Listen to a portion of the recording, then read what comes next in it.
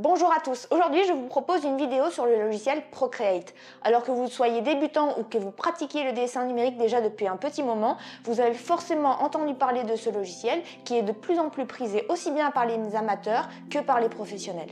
Je vais donc essayer de présenter et d'analyser ce logiciel pour savoir si c'est un simple logiciel à la mode ou si vraiment il est devenu indispensable dans le monde du dessin numérique.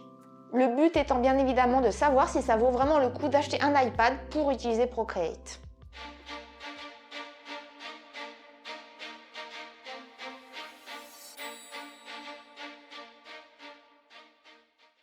Alors tout d'abord, pour ceux qui ne me connaissent pas, je me présente, je m'appelle Vika et je suis étudiante dans une école d'art pour devenir concept artiste. Alors je ne suis pas tout à fait une étudiante comme les autres parce que je suis également autiste Asperger. C'est peut-être l'une des raisons pour lesquelles vous allez trouver que je fais des vidéos qui sont plutôt rigides ou même que j'ai l'air robotique.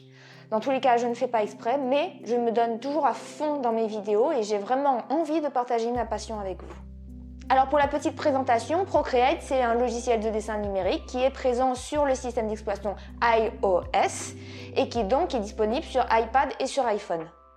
La version sur iPad est disponible au prix de 10,99 € et la version sur téléphone, sur iPhone, est disponible au prix de 5,49 €. Et pour ma part, dans cette vidéo, je vais m'intéresser à la version qui est présente sur iPad. Alors en premier, parlons de l'interface de Procreate qui, je pense, est réellement une des raisons pour lesquelles ce logiciel a autant de succès. Alors comme vous pouvez le voir, ce qui marque en premier, c'est sa simplicité visuelle. Il y a vraiment juste le minimum et ça donne une sensation d'espace et d'aération qui est vraiment très appréciable. Absolument tout est présenté de la façon la plus simple et la plus aérée possible. Et toutes les fonctions sont facilement à portée de main et du coup on retient facilement où les trouver. Il n'y a absolument jamais besoin de naviguer dans de nombreux sous-menus et du coup ça donne une sensation de travail qui est très fluide. Mais derrière une interface qui peut paraître même trop simple, le logiciel est extrêmement complet et franchement il n'a absolument rien à envier à Photoshop ou à d'autres logiciels du même genre. L'utilisation des masques est très complète et on retrouve bien évidemment les différents modes de fusion et les différents masques. Même chose pour les pinceaux qu'on retrouve en très grande quantité et il y a absolument tous les réglages nécessaires et surtout des réglages extrêmement pointus. Et au-delà du simple réglage de l'opacité et de la pression, il faut naviguer un petit moment avant de comprendre tous les réglages et les utiliser correctement. De la brosse dure en passant par les pinceaux humides, les pinceaux texturés et même les pinceaux personnalisés, absolument tout est possible. Et bien évidemment, Procreate propose également toutes les fonctions nécessaires au réglage des différents calques. Que ce soit pour régler la teinte, la luminosité, les couleurs, le contraste ou même rajouter des effets de flou, tout est présent pour travailler dans les meilleures conditions possibles. Procreate propose absolument toutes les fonctions nécessaires pour faire du dessin numérique de qualité et surtout depuis la dernière mise à jour qui a apporté le peu qu'il pouvait manquer. Il faut savoir aussi que Procreate propose de nombreuses fonctions d'aide au dessin, que ce soit pour rajouter un quadrillage, rajouter une grille isométrique ou même ajouter des points de fuite et des aides à la perspective. Et en dernier, vous pouvez noter que Procreate propose une fonction que je trouve extrêmement utile pour poster des vidéos sur YouTube, c'est la fonction Timelapse. Cela vous permet de récupérer une vidéo qui présente comment vous avez fait votre dessin de A à Z et franchement c'est très agréable et très sympa à partager.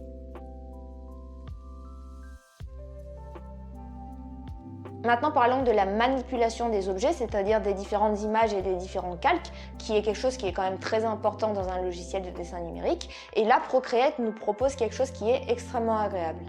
Il est très facile de déplacer, d'agrandir, de réduire, de déformer et tout ça simplement avec un ou deux doigts. Tout se fait de façon très fluide et sans contrainte et on se sent vraiment libre de manipuler nos objets et je trouve que de ce côté-là, Procreate est vraiment au-dessus de ce que peuvent proposer les autres logiciels. Maintenant parlons des raccourcis parce que oui, dessiner avec l'iPad c'est très différent de dessiner sur PC tout simplement parce qu'on n'a pas de clavier à portée de main. Du coup on n'a pas de touche de raccourci à proprement parler. Mais finalement, ce qui aurait pu être un défaut pour le logiciel n'en est pas vraiment un pour deux raisons différentes. La première, c'est qu'il est quand même possible d'assigner des touches entre guillemets de raccourci en utilisant les doigts. Par exemple, on peut revenir en arrière en tapant avec les deux doigts sur l'écran. Si on tape avec les trois doigts, on rétablit la situation. Ou encore, si on glisse les trois doigts, on fait apparaître un nouveau sous-menu. Et il est également possible de rajouter d'autres raccourcis du même genre à partir des réglages. Mais sincèrement, lorsqu'on dessine sur Procreate, on ne ressent pas forcément le besoin de les rajouter. Parce que finalement, tout est tellement bien pensé et tout est tellement facile d'accès qu'on ne perd pas de temps à chercher les fonctions dont on a besoin. Et ça, je trouve que c'est une grande réussite de la part de Procreate.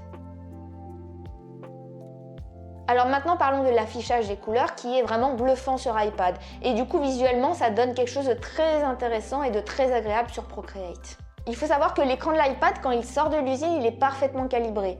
Alors je n'ai pas pu le vérifier avec ma sonde parce qu'elle ne fonctionne pas avec les appareils Apple, mais en comparant un écran calibré et l'écran de l'iPad, franchement je peux dire que le produit tient ses promesses. Et pour avoir également eu l'occasion d'imprimer des dessins que j'avais fait à partir de Procreate, je n'ai jamais eu aucun souci au niveau du rendu des couleurs. Alors jusqu'à maintenant, Procreate paraît faire un sans faute dans son utilisation, mais ce n'est pas pour autant qu'il est parfait, et il y a quand même quelques défauts et surtout quelques points qui, je pense, pourraient être retravaillés. Alors déjà, il faut savoir que sur Procreate, le nombre de calques est limité en fonction de la taille et de la résolution que vous allez donner à votre document. Pour des documents de taille moyenne, ça ne pose pas trop de soucis, mais si vous voulez travailler avec des documents plus grands ou une meilleure résolution, vous allez vite vous retrouver limité. Et pour avoir fait l'expérience, travailler avec 20 calques par exemple, c'est juste pas faisable. Sincèrement, je ne comprends vraiment pas ce choix de la part des développeurs et pour moi, c'est l'un des principaux défauts de l'application. Alors maintenant parlons d'un outil que propose Procreate qui est une aide au tracé des formes géométriques simples. L'idée de départ est très intéressante, il suffit de garder le stylet appuyé après avoir tracé votre forme géométrique et automatiquement le logiciel il le remplace par une forme géométrique parfaite. Alors dit comme ça peut paraître très pratique, mais le problème c'est que à part pour le cercle et pour la droite, cet outil n'est pas du tout précis. Et je pense sincèrement qu'il aurait été préférable d'avoir un outil à part pour créer des formes géométriques comme dans les autres logiciels de dessin numérique. Maintenant parlons de la sauvegarde de vos dessins et en fait il n'y a pas de sauvegarde à proprement parler. Tant que vous restez sur votre dessin, les actions que vous faites sont gardées en mémoire. Mais si vous revenez au menu principal, c'est considéré comme une sauvegarde et si vous revenez sur votre dessin, vous ne pourrez plus du tout revenir en arrière. Et le problème c'est que le bouton galerie est mal placé, il est directement à côté des boutons des réglages et du coup il peut arriver de cliquer dessus sans le vouloir. Et lorsque vous revenez sur vos dessins, vous avez perdu toutes les actions que vous aviez en mémoire. Alors maintenant, l'un des derniers points qui me paraît important d'aborder, c'est le tactile et surtout l'Apple Pencil. Parce que contrairement aux autres stylets des autres tablettes graphiques, l'Apple Pencil, il faut le recharger. Et sincèrement, recharger l'Apple Pencil de première génération, c'est vraiment pas du tout pratique, ça a été très mal pensé. Alors heureusement, il existe l'Apple Pencil de deuxième génération qui est quand même plus facile à recharger, mais le problème c'est qu'il est compatible qu'avec les iPads récents. Concernant le tactile, l'Apple Pencil, il offre une très grande précision, que ce soit au niveau de l'inclinaison ou de la pression. Et il n'y a quasiment aucune latence, et franchement, de ce côté-là, il n'y a pas grand-chose à dire. Mais, parce qu'il y a un mais, le problème, c'est la sensation qu'on a lorsqu'on dessine, qui est très loin d'une feuille et d'un crayon. Le problème, c'est que la pointe de l'Apple Pencil est dure, et l'écran aussi est extrêmement dur, et du coup, lorsqu'on appuie, on n'a pas cette sensation d'enfoncement. Et du coup, ça rend la sensibilité à la pression assez compliquée à gérer au début et il faut quand même un peu de temps avant de s'y habituer. Alors maintenant, parlons du prix. Alors oui, en soi, le logiciel, il coûte 10,99 €. Et franchement, pour un logiciel de cette qualité, ce n'est vraiment pas cher du tout. Mais est-ce que Procreate coûte vraiment 10,99 €? Parce qu'une des raisons pour lesquelles je propose cette vidéo, c'est que j'ai reçu pas mal de messages sur Instagram de personnes qui me demandaient est-ce que ça vaut le coup d'acheter un iPad pour utiliser Procreate? Parce que là où Apple est très fort, c'est qu'il a le monopole du logiciel. Du coup, si vous voulez l'utiliser, vous êtes absolument obligé d'acheter un iPad. Et quand on voit que l'iPad le moins cher sur le marché est quasiment à 400 €, finalement ça fait très cher l'application. Sachant qu'à côté, il faut encore ajouter les 100 € ou les 135 € pour avoir l'Apple Pencil. Et du coup, la question que vous êtes nombreux à vous poser, c'est est-ce que ça vaut le coup de dépenser 500 € pour avoir accès à Procreate? Si vous avez les moyens et que pour vous 500 € c'est pas grand chose, franchement allez-y, faites-vous plaisir. Mais le problème c'est que pour beaucoup d'entre nous, 500 € c'est quand même une sacrée somme à sortir. Du coup, l'une des premières questions à vous poser, c'est est-ce que l'iPad vous servira à côté? Est-ce que vous allez utiliser l'iPad pour autre chose que Procreate? Parce que généralement, quand on investit dans une tablette, c'est qu'on en a l'utilité. On a envie de traîner sur Internet, on a envie de jouer à des jeux mobiles, on a envie de pouvoir l'utiliser dans son canapé. Si vous aviez déjà comme projet d'acheter une tablette et qu'en plus vous voulez faire du dessin numérique, franchement, je vous dis, c'est un bon choix. Mais par contre, si vous avez déjà une tablette ou si vous savez que vous allez utiliser l'iPad simplement pour Procreate, le choix me paraît moins évident. Et pour une raison qui est très simple, c'est que vous pouvez commencer le dessin numérique sur PC pour vraiment beaucoup moins cher. Déjà, il existe plusieurs logiciels qui sont gratuits sur PC et qui sont tout aussi efficaces que Procreate. Et vous pouvez avoir une tablette graphique entrée de gamme à partir de 50 €. Et même si vous vouliez absolument un écran, vous pouvez toujours trouver des tablettes graphiques plus grandes et moins chères que l'iPad. Par contre, une des raisons pour lesquelles il peut être vraiment intéressant d'investir dans un iPad, c'est le transport. Le gros point fort de l'iPad par rapport aux tablettes graphiques, c'est qu'il est maniable, il est transportable. Vous pouvez aller n'importe où avec, vous pouvez voyager et continuer à dessiner. Si vous êtes du genre à beaucoup bouger, à beaucoup voyager, à vouloir dessiner partout, franchement, dessiner avec un iPad, ça me paraît être une bonne solution. Au final, il faut comprendre que Procreate, c'est une application qui est très agréable, très efficace et extrêmement complète. Et sincèrement, elle mérite clairement la place qu'elle a sur le marché du dessin numérique aujourd'hui. Mais il faut aussi comprendre que son prix, ce n'est pas 10,99 € parce qu'il vous faudra investir dans l'iPad pour pouvoir l'utiliser. Et du coup, avant de dépenser une telle somme, il faut vous poser les bonnes questions.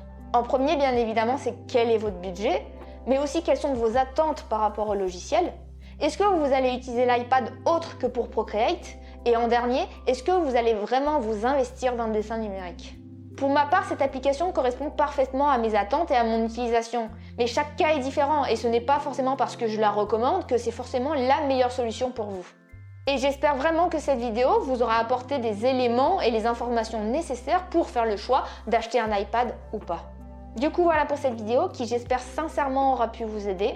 Encore un grand merci à tous ceux qui l'ont regardé et un grand merci toujours à tous ceux qui me suivent et me soutiennent. Et comme toujours, n'hésitez pas à me suivre sur ma page Instagram, toujours au nom de Vika Blue. Et à très bientôt pour une prochaine vidéo.